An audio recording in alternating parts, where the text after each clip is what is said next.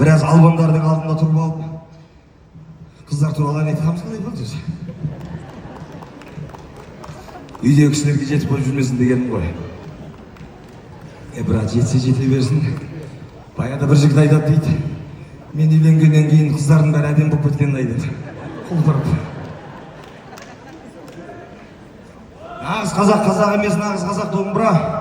Нағыз әйел емес, нағыз әйел кобра дегендей. Құрсын Құдай сақтасын. Қалқаш ағамның, Қалқаман ағамның керемет жыр шумақтары бар. Бақыт домбыра, есіл домбыра, тасада қалсаң кешір домбыра. Ескерткендердің етегін ашып билейтін, эстрадыңды қайтейін, есірген мына дейтін. Домбыраны құрметіп, қол соғып қошеметтеп қойыңыздар, ағай, қайдасыздар? Ел бісміллә, өлең қонған айқай-оу, жігітпін мен жыр толы кеудесінде үміт күлген. Ассалаумағалейкум, қазақ елі республика сарайына күліп кірген.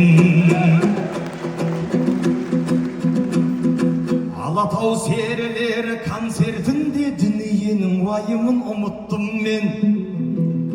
Ұрандатып сазына салған кезде қан тулап оянады рух бірден.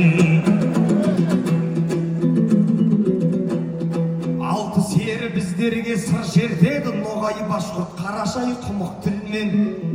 Бауырларым кештерің құтты болсын, өнердің көмбесінде күліп мінген. Халықтар достығының ей мейрамында түркілердің әуенін біріктірген.